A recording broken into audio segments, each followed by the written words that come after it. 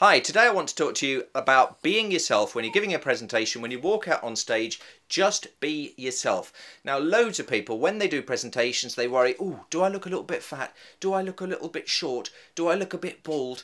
Will people not like my accent? Should I try and use long words that I don't usually use to try and impress people? No, just be yourself. Just get out there and just be yourself. Don't try and change it. Just be yourself. Now, the reason I picked this topic today is, I don't know if you can tell, but Jimmy, I don't know if you remember what he looked like yesterday. Let's just have a look. There's some footage up here of how he was yesterday with very long hair.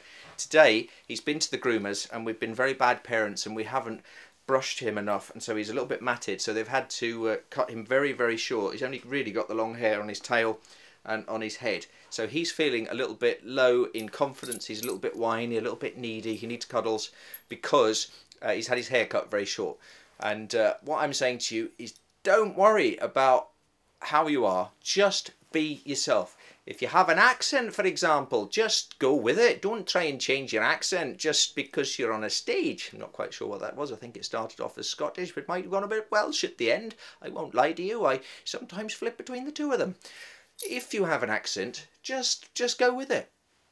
I'm lucky in that my accent is from the southeast, which is considered the sort of standard accent, I suppose, because most people live in the southeast. That's where the BBC is based, and that's where I've done most of my broadcasting career. But if you have a regional accent or an accent from anywhere in the world, as long as people can understand you, do your own accent. I love to hear a good, rich accent. As long as we can understand you, nobody's mind.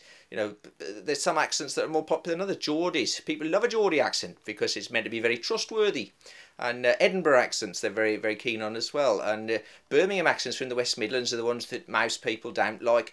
But I love it. I love to hear someone with a natural West Midlands accent. If you've got an accent, use it. Whatever you look like, don't worry about it. Just be comfortable in your own clothes, in your own body, and get out there. Like Jimmy has been today. He's been brave. You didn't want to come on the show, did you, mate? You didn't want to come on the show today because you've been shaved really, really short. But you've been brave. And we're going to go and put your little camouflage jacket on now. Keep you nice and warm because it's been snowing in London today. So there we are. And just to prove that this is live, the Pope has announced that he's resigning. He's retiring at the age of 85 because he's a bit too weak. A bit too weak, not 2 weeks. But he is resigning in about 2 weeks' time, funny enough. 2 weeks' time. See, I'm just flipping and flopping between week and weeks there. He needs to work out a bit more, doesn't he? What he needs is a Jimmy, because you can use Jimmy. It's like a gym membership. You can do bicep curls with him like that. It's very, very good.